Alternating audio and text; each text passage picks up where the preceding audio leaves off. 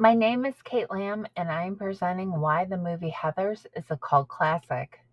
According to IMDb, it seems to be a typical high school story of popularity, only with a murderous twist.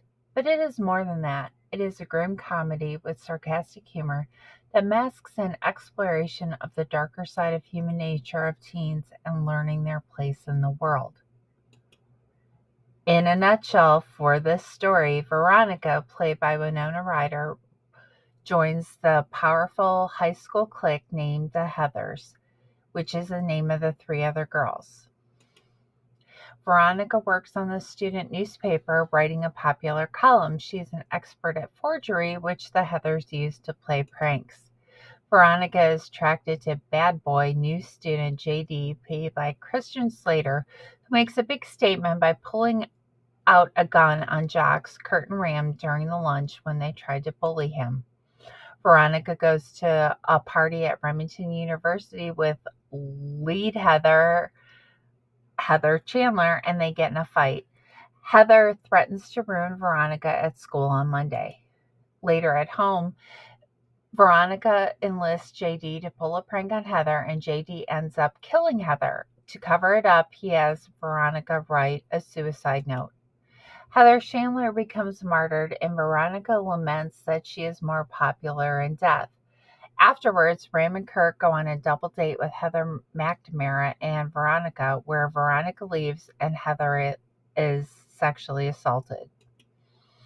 Later, Veronica enlists JD's help again for a prank to punish and scare JD and Ram, and they end up killing the two football players. A suicidal Heather McNamara calls into a local radio show and is mocked for her call at school, becoming poor little Heather. Heather Dukes takes over as the lead Heather. With suicide glamorized, other students, including Martha Dunstock, try to kill themselves. With all the attention on Westerberg High, a national pop group is coming to the school to perform their smash hit, Suicide Don't Do It. It ends up with JD trying to blow up the school and Veronica stopping him. He blows himself up instead in front of Veronica. Having saved the school, she lit her cigarette on his burning corpse. Veronica becomes the new lead Heather, grabbing the red scrunchie from Heather Duke. Although Heathers is set in Ohio, it was shot in California. Principal photography took place in the summer of 1988 for 33 days. A combination of three high schools and a church were location shoots. Cinematographer Francis Kenny started with a straightforward lighting and camera work. To make it more modern, he avoided using any hazy sepia tones. As the story became more bizarre, the lighting became more expressive and darker. Adults in the movie were shot in light to further drive the image that adults are somewhat lacking in depth and the understanding of teens.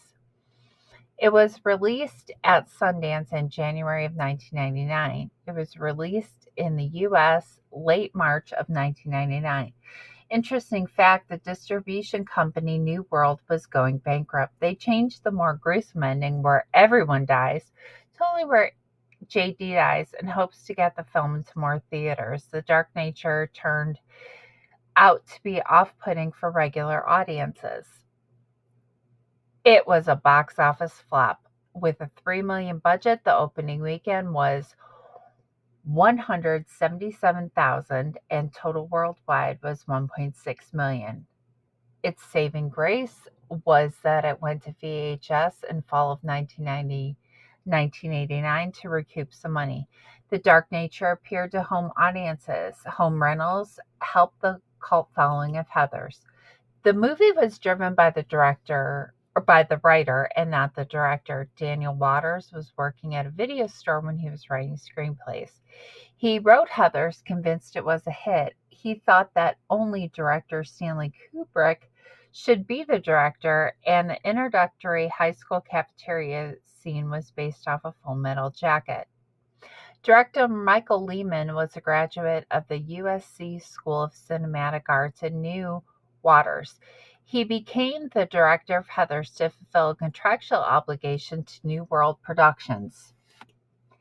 Denise Denovi was the lead producer in Heathers. She previously been an assistant producer on 2 other movies. She was highly effective and went on to a great career, often working with Winona Ryder. Christian Slater wasn't the first pick for the lead role, and everyone was leery of his Jack Nicholson mannerisms and speech, which ended up being perfect for the role. Winona Ryder wanted the role against her agent's wishes, and they soon parted ways. After Beetlejuice, the production team did not think she was quote unquote pretty enough. She went to a Beverly Hills makeup counter and got a makeover to prove she was. This is a cult film. This movie was not the John Hughes 1980s tale of teens, and no one was putting baby in the corner. It was a refreshing change from the grandiose, excessive films of the 1980s. The dark humor, searing sarcasm, and disregard for appropriateness reached a tired audience sick of formulaic films. It was engaging the audience with its nod to culture and aesthetics. So, what makes it a cult film? Let's talk about transgression. Number one, it's murder. Number two, suicide. Number three, rape and misogyny. Number four, homophobia. And number five, psychotic characters and bullying. The heightened performances were also nods to cult classics, with reactions in Heathers being dramatic and over the top to match the script. Heathers had a cult audience, and in time, it was a musical with an off Broadway run and a television show. Heathers was nothing if not clever. There were a lot of references in the film, many of which were sophisticated. It was not a typical teen movie. Power is a theme throughout the movie. Who has it and who doesn't? The characters are very Machiavellian, and there is a basic disregard for humanity throughout the film. Heather Duke was supposed to read Catcher in the Rye, but they were not able to secure the rights to the film. Moby Dick was used instead, shifting the focus off a disillusionment of youth in Catcher in the Rye to the pursuit of something seemingly impossible in Moby Dick. Shakespearean themes of suicide, murder, and scheming played into the Heathers.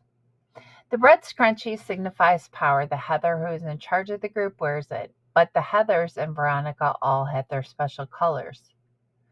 Croquet was a rich person's sport for beautiful and gracious people. It represented wealth. The Heathers and Veronica all picked their croquet mallets with their determined color. Heather Chandler proved to be ruthless in her play. This shows the divide between the have and have nots. Red is power, which is Heather Chandler. After she died, it went to Heather Duke and then ultimately Veronica. Blue is genuineness and thoughtfulness, which is Veronica. Green represents envy and is Heather Duke. And yellow represents the naive and somewhat childlike nature of Heather McNamara. The movie is timeless. Waters purposely made catchphrases so the movie would not age as rapidly but still have the unique 1980s stamp. All of the music was made for the film except for Que Sera Sera. They wanted to use a Doris Day version, but it was declined to be used in the film. In conclusion, this was a late 1980s, early 1990s cult classic that railed against standard teen movies. It put women in charge. It captured the angst of teenage years for anyone who was not part of the popular group in their high school.